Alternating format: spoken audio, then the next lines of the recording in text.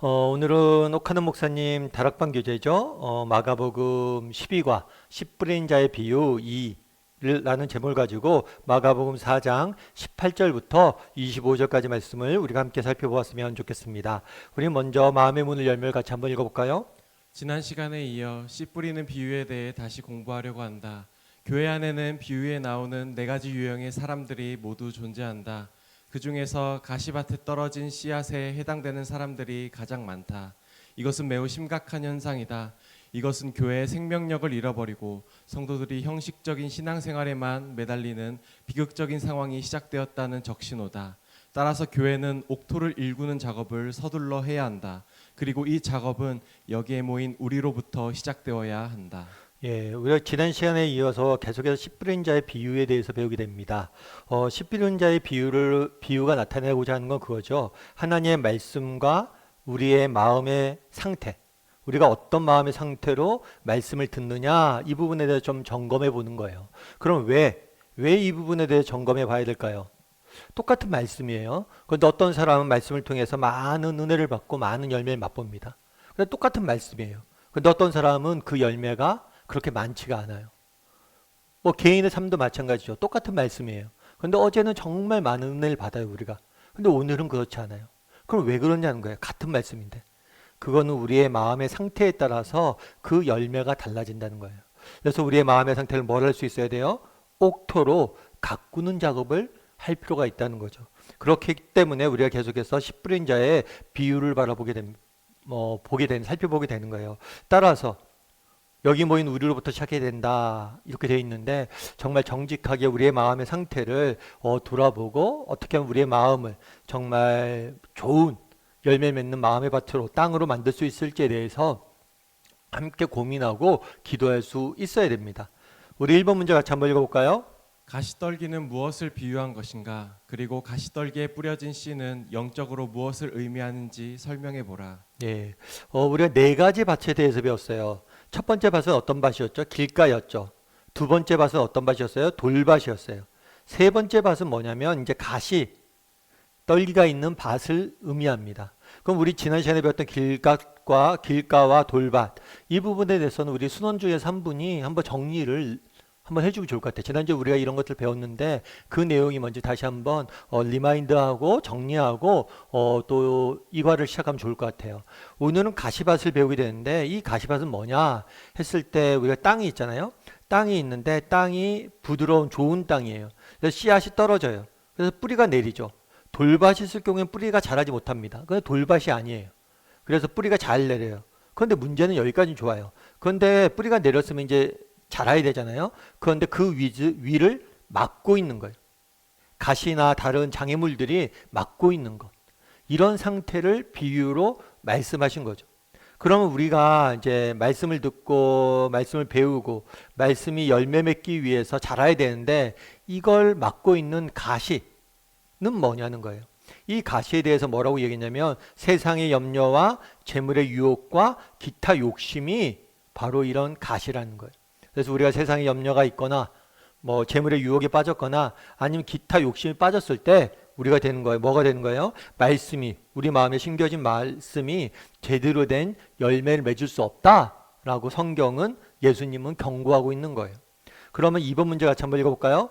가시떨기와 같은 마음을 가진 사람이 말씀을 들을 때 좋은 점도 있고 나쁜 점도 있다. 그것이 무엇인지 각각 말해 보라. 앞서 얘기했던 것처럼 가시떨기 같은 게 뭐예요? 땅이 좋아요.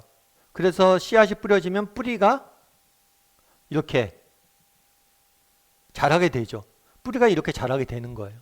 그러다 보니까 이 뿌리가 내려진다는 것, 그러니까 말씀을 듣고 배우고 믿고 이렇게 잘해요.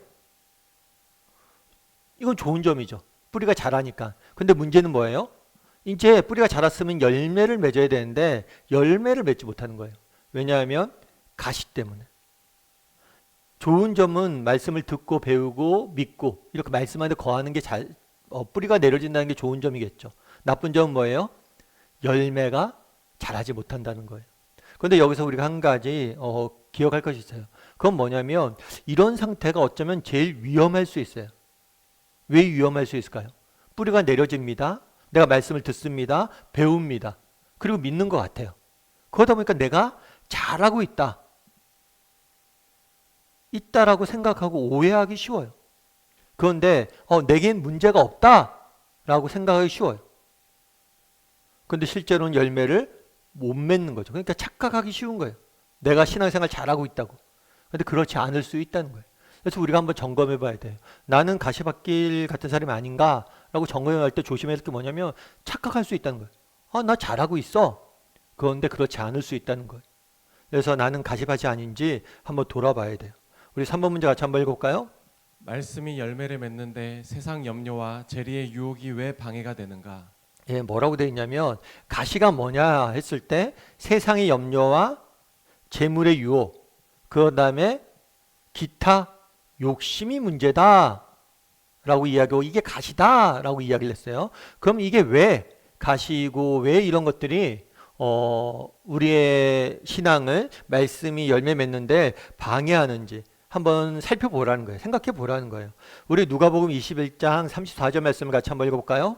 너희는 스스로 조심하라. 그렇지 않으면 방탕함과 술 취함과 생활의 염려로 마음이 둔하여지고 뜻밖의 그날이 덫과 같이 너희에게 임하리라. 예. 예를 들면 그런 거죠. 여기 얘기하는 건 그런 거예요. 생활의 염려. 여러분 세상 염려가 있어요. 이 세상 염려로 마음이 가득해요.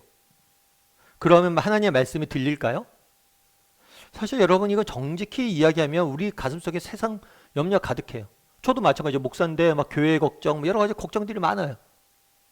그럼 걱정들이 많다 보면 하나님께 하나님 말씀에 집중하기 제가 쉬울까요? 어려울까요? 쉽지 않아요. 저도 목사지만. 그러니까 되게 재밌는 거죠. 하나님의 말씀을 더 잘 섬기고 잘 배우고 잘 가르치고 하나님의 말씀으로 정말 사람들 잘 섬기고 싶어서 염려하고 걱정하는데 그 염려와 걱정이 많아지다 보니까 제 자신이 말씀에 집중하지 못하는 거예요. 그래서 여러분들 염려가 우리 마음속에 가득했을 때 또 뭐가 되는 거예요? 하나님 말씀에 집중할 수가 없는 거예요. 말씀이 계속해서 심게 듣고 배우고 알고 있지만 그 말씀이 제대로 된 열매를 맺을 수가 없는 거예요. 또 어떤 게 있어요? 세상 욕심. 세상 욕심에 가득해 보세요. 그럼 말씀이 어때요? 말씀은 듣죠. 주일날 말씀 듣죠. 근데 세상 나가서 세상 욕심으로 가득해서 막 살다 보면 말씀 다 잊고 살잖아요. 그래서 염려와 욕심. 이 두 가지가 정말 우리로 하여금 말씀을 잊고 말씀이 들었잖아요. 배웠잖아요. 그럼 우리가 삶 속에서 열매 맺어야 되잖아요. 근데 막상 세상 속에 살다 보면 뭐예요? 세상 염려나 또 세상 욕심이나 이런 게 사로잡히면 말씀이 열매 맺을 말씀의 열매가 나타날 기회가 없다는 거예요. 그래서 우리가 조심히 한번 돌아봐야 돼. 세상 염려나 욕심에 내가 사로잡혀 있진 않은지. 우리 요한일서 2장 15절부터 16절까지 한번 읽어볼까요? 이 세상이나 세상에 있는 것들을 사랑하지 말라. 누구든지 세상을 사랑하면 아버지의 사랑이 그 안에 있지 아니하니 이는 세상에 있는 모든 것이 육신의 정욕과 안목의 정욕과 이생의 자랑이니 다 아버지로께로부터 온 것이 아니요 세상으로부터 온 것이라. 예. 세상과 이 세상에 있는 것들을 뭐예요? 사랑하지 말라라고 이야기를 해요. 근데 우리한테는 그런 마음이 있어요. 어떤 마음이 있냐면 세상과 하나님을 동시에 사랑할 수는 없을까? 동시에 섬길 수는 없을까? 이런 마음들이 있어요. 세상 것도 좋고 세상 것도 너무 좋아요. 그래서 세상 것을 너무 사랑해요. 아껴요. 그러면서 뭐예요? 하나님도 사랑할 수 없을까? 이런 생각을 하는 거죠. 또 반대로 하나님을 사랑해요. 그런데 세상 것도 함께 섬길 수 없을까? 여러분 이게 가능할까요? 여러분 생각해보세요. 목사예요, 제가요. 목회자예요. 그런데 세상 명예나 세상 부, 하나님 교회를 섬기면서 하나님을 사랑한다 하면서 하나님 나라를 섬긴다 하면서 세상의 명예와 부까지 함께 추구하면 될까요, 목사가? 두 개는 같이 추구가 되지 않아요. 우리의 마음속에 외적으로 결과의 문제가 아니라 우리 마음속에 두 가지를 같이 담아둘 수가 없어요. 여러분 세상 것을 사랑해 보십시오. 그럼 뭐예요? 점점 하나님이 뒤로 물러날 수밖에 없어요. 예수님도 마찬가지예요. 예수님이 40일 날 금식, 30일, 40일 동안 금식한 다음에 사탄이 와서 뭐라고 했어요? 세상 온갖 좋은 걸 다 보여줬어요. 이것들 취하라 이야기했어요. 그런데 예수님 거부하셨잖아요. 왜요? 아시니까. 세상의 영광과 하나님을 동시에 사랑한다는 건 사실 불가능한 거예요. 근데 우리의 마음속에 그런 유혹이 있어요, 없어요? 있어요. 하나님도 잘 섬기고 세상의 이런 것들도 사랑할 수 없을까? 그런데 그렇지가 않습니다. 이건 굉장히 제로섬 게임과 비슷해요. 우리가 하나님을 사랑하느냐, 세상을 사랑하느냐, 둘 중에 하나밖에 없다고 성경은 말해요.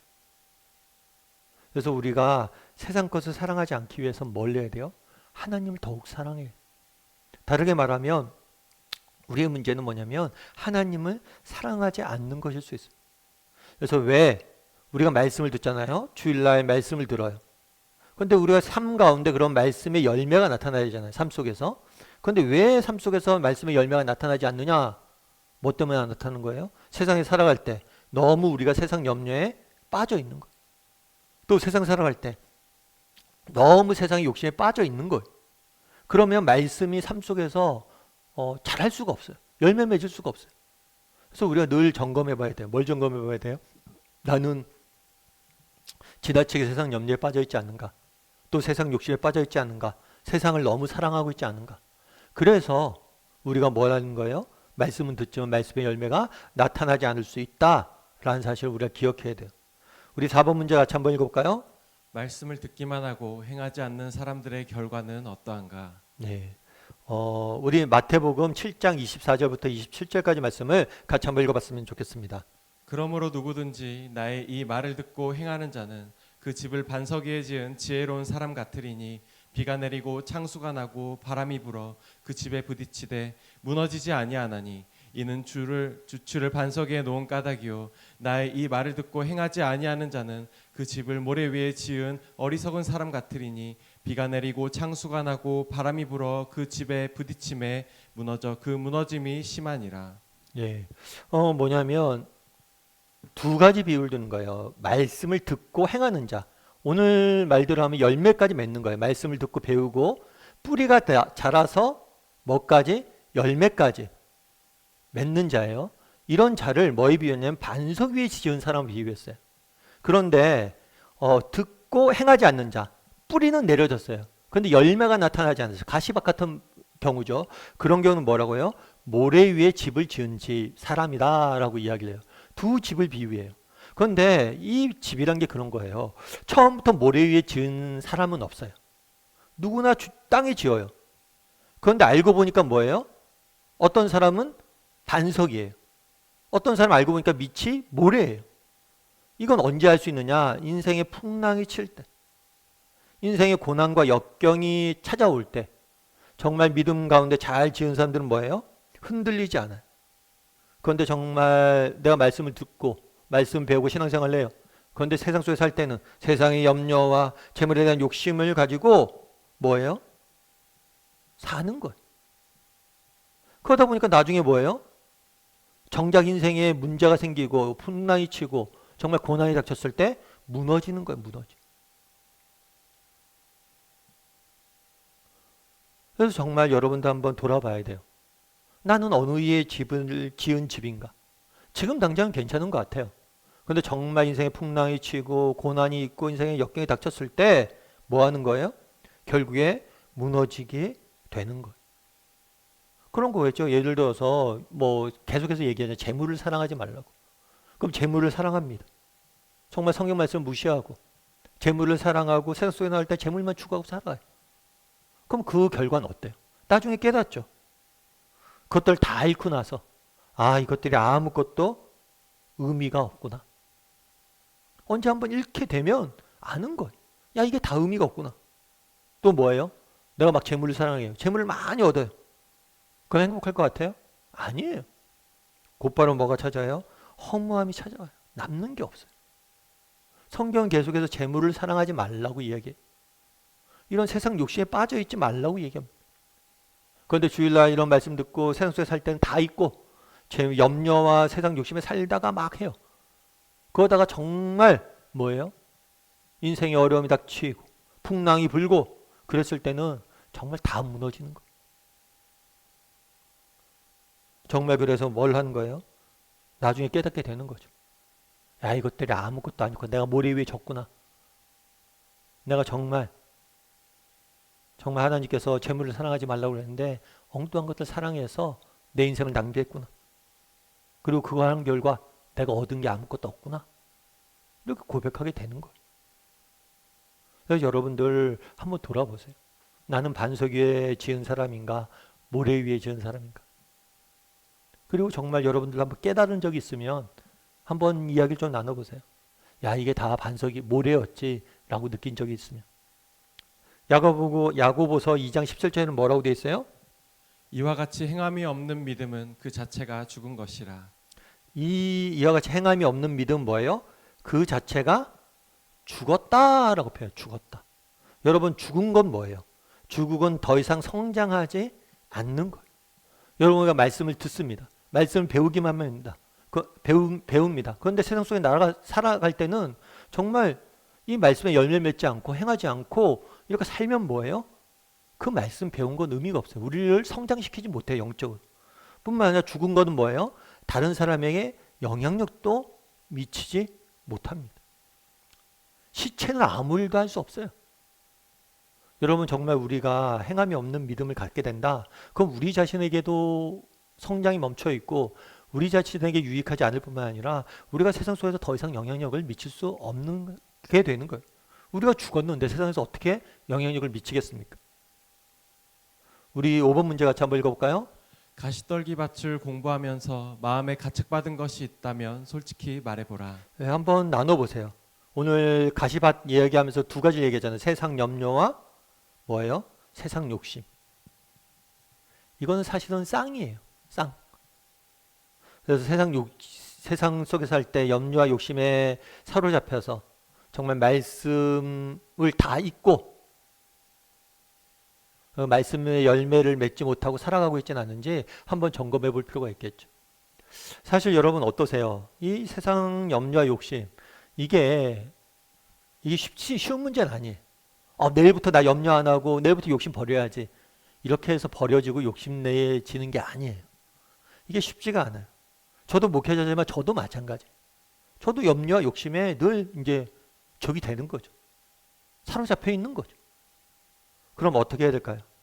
제가 아는 목사님이 계속 그런 얘기를 하더라고요.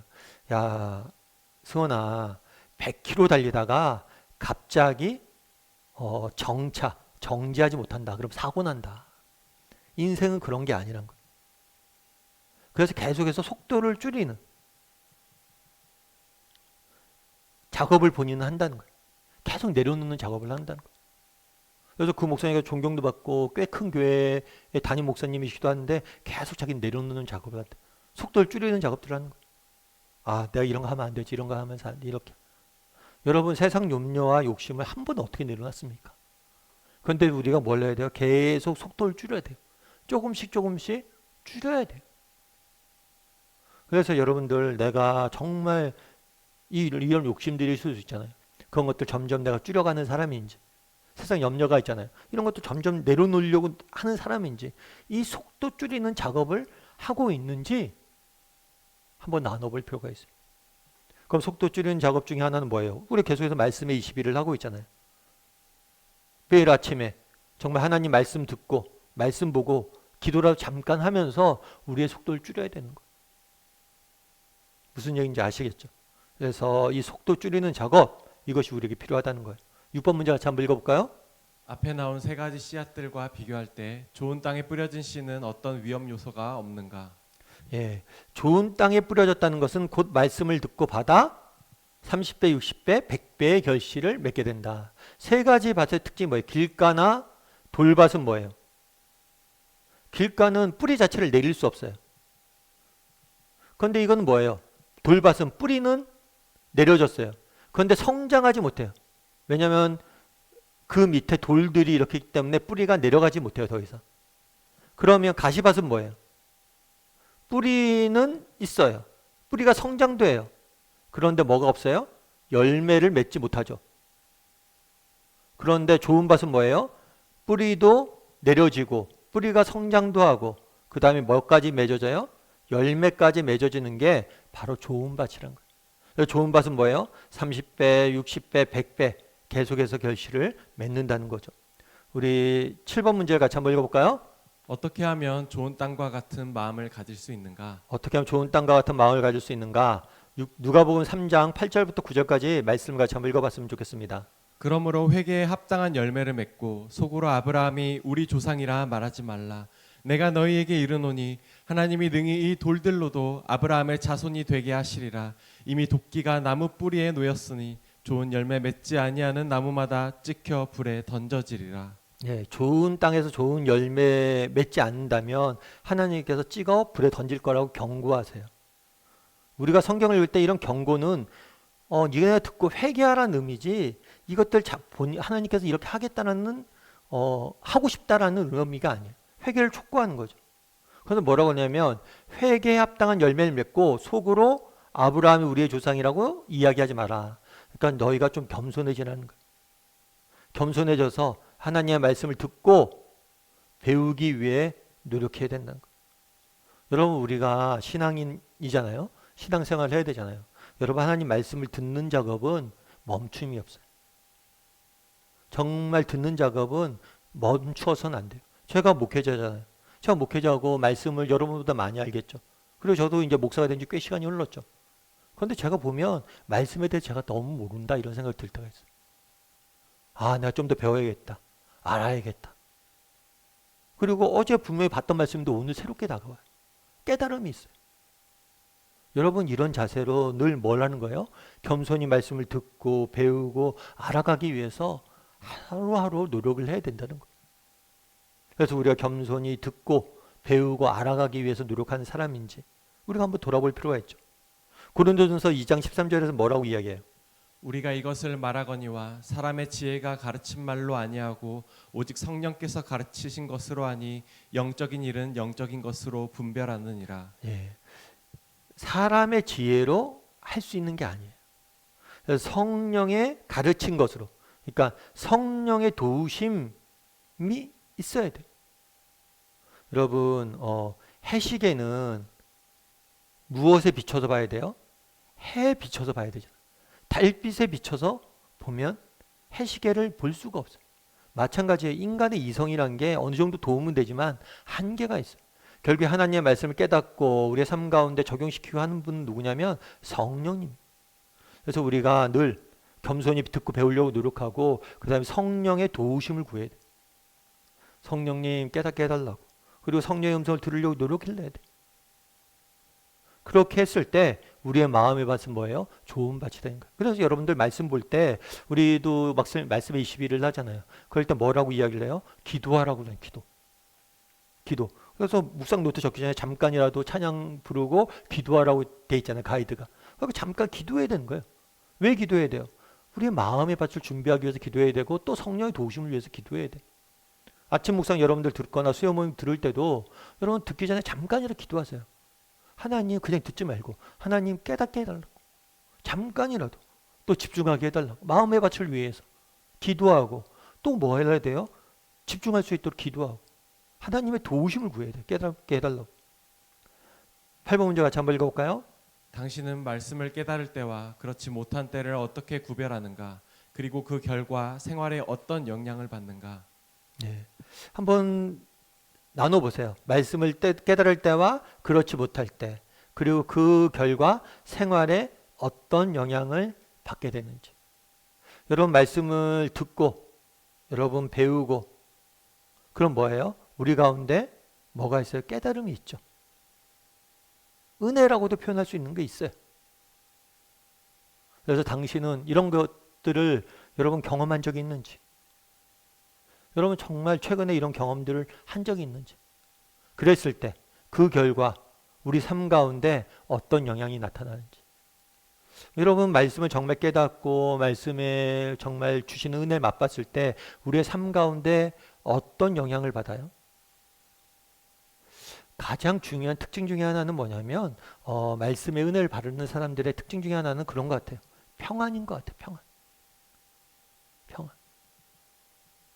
정말 말씀이 주는 그 깨달음이 주는 평안과 뭐라 그럴까? 평안이 있어요. 평안. 그래서 현실은 변하지 않습니다. 똑같아요. 그런데 말씀을 깊이 읽고 깨닫고 우리의 삶 가운데 우리를 향하신 하나님의 뜻과 계획을 알면 우리 삶 가운데 뭐예요? 평안해져, 평안. 그리고 평강 가운데 하루하루를 살아갈 수 있고 그런 경험들 좀 하는 것 같아요. 여러분들도 한번 이것 외에도 여러분들이 느낄 수 있는 게 있어요. 아, 말씀을 막 깨달았을 때 내 삶 가운데 이런 변화가 있었습니다. 이런 부분들에 대해서 여러분들이 한번 이야기를 좀 자유롭게 나눠보면 좋을 것 같아요. 9번 문제 같이 한번 읽어볼까요? 등불의 비유를 다시 설명해 보라. 예, 예수님께서 씨 뿌리는 비유를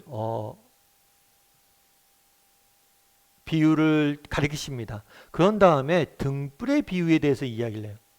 이 등불의 비유에 대한 내용은 뭐냐면 이런 거예요. 또 그들에게 이르시되 사람이 가져오는 것은 말 아래나 등상 아래 두려움이냐 등경 위에 두려움이 아니냐 드러내지 않고는 숨긴 것이 없고 나타내지 않고는 감추는 것이 없느니라. 들을 귀에 있는 자는 들으라. 무슨 얘기냐면 여러분 등불이 있어요. 등불을 우리가 왜 킵니까? 어두운 것을 밝히기 위해서 켜죠. 그러면 예를 들어 등불을 가져와요. 그런 다음에 책상 밑에 넣어둬요. 등불을. 이럴 이유가 있냐는 거예요. 상 위에 둬야지만 우리가 음식을 먹는 어두운 곳에서 문식을 먹는다든가 공부를 한다든가 할 수 있는 거잖아요. 등불을 숨기는 사람은 어떤 거예요? 등불은 이렇게 사람들에게 드러내기 위해서 하는 거란 거예요. 그럼 이걸 왜 이야기를 했을까요? 이런 말씀하셨을까요? 우리가 비유를 계속해서 배우잖아요. 비유를 배울 때 지난 시간에도 배웠지만 사람들이 그런 생각을 해요. 비유? 이거 감추는 게 목적 아니야? 아니라는 거예요. 하나님이 예수님이 자기가 왜 왔냐는 거예요. 이 땅에. 복음의 비밀을 드러내기 위해서 오셨다는 거예요. 비유로 가르치신 이유도 마찬가지는 거예요. 너희가 더 이해를 풍성히 돕기 위해서 한 거지 감추기 위함이 아니란 거예요. 그래서 비밀을 깨닫지 못하게 하기 위해서 감추기 위해서 한 게 아니란 사실을 다시 한번 강조하기 위해서 등불의 비유를 든 거예요. 다르게 말하면 우리도 마찬가지예요. 여러분 말씀을 배우잖아요. 아, 말씀이 너무 어려워. 내게 말씀이 너무 힘들어. 아니에요. 여러분들 이 말씀은 힘들라고 여러분들 어려우라고 내는 게 아니에요. 어린아이서부터 어른에 이르기까지 어느 지역에 사는 어떤 조건 어떤 형편에 있는 사람들이든지 이 말씀을 듣고 말씀이 뭐예요? 깨달음을 얻고 소망을 갖게 하기 위해서 주어진 거예요. 그래서 말씀을 깨닫고 아는 것 이것은 특정 사람들에게만 주어진 그런 특징이 아니에요. 이건 기독교가 아니에요. 우리가 믿는 기독교는. 그래서 우리 기독교는 누구나 가톨릭과 다르게 누구나 하나님의 말씀을 보잖아. 그리고 스스로 깨달을 수 있다고 보는 거죠. 여러분들도 마찬가지예요. 여러분 나 말씀 너무 어려워. 나는 깨닫기 힘들어. 말씀을 깨닫고 알고 말씀을 적용하는 거는 목사님이나 특별히 훈련된 사람들만 하는 거지. 아니에요. 우리 모두가 뭘 할 수 있다는 거예요? 말씀을 듣고 깨닫고 말씀을 통해서 힘과 능력을 얻고 또 소망을 갖게 하기 위해서 이 말씀을 주셨다는 걸 우리가 기억을 해야 돼요. 삶의 열매를 거두면 같이 한번 볼까요? 예수님이 세상에 오셔서 말씀을 가르치신 것은 사람의 눈에 숨겨져 있던 진리를 등불처럼 나타내 보이는데 그 목적이 있었다. 따라서 진리의 말씀을 배우는 자는 바른 마음가짐을 가져야 한다. 이에 대해 24, 25절은 어떻게 교훈하고 있는가? 당신은 마음가짐이 잘못되어 이미 깨달은 말씀까지 빼앗기는 손해를 본 적이 없는지 솔직하게 돌아보라.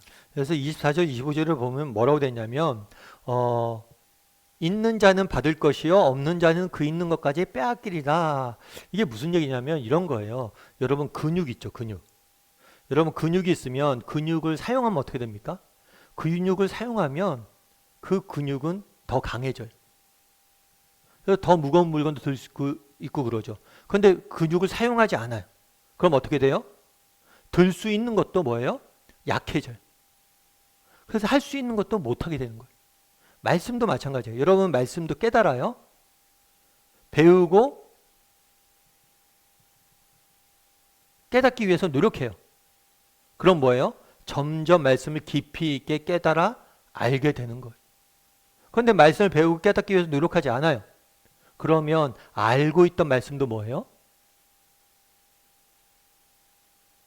정말 사라지는 거예요.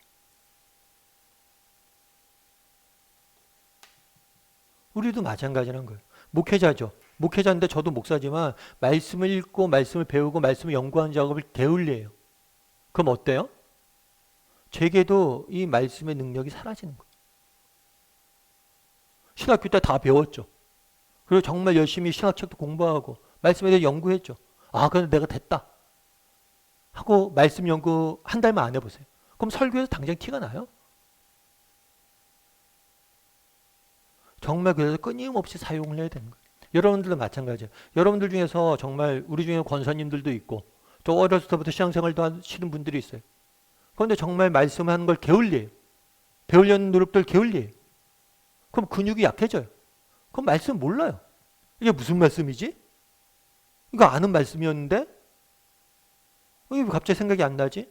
이런 경우도 있다는 거예요. 여러분 한번 나눠보세요. 아까 경험을 나누는 게 그런 거예요. 여러분 정말 분명히 알았는데 왜 갑자기 이게 무슨 말인지 모르겠지? 왜 그래요? 여러분들 근육이 약해지고 있다는 거예요. 그래서 근육은 계속해서 사용해야 돼요. 더 많이 받아요. 사용할 때. 더 깊이 깨닫고 더 깊이 만나는 거예요. 하나님. 그래서 여러분들이 나는 얼마나 계속해서 근육을 사용하는 사람인지 아니면 반대로 근육을 사용하지 않아서 점점 힘이 빠져 있는 사람인지 어떤 유의 사람인지 스스로 좀 돌아보고 점검할 필요가 있는 것 같습니다.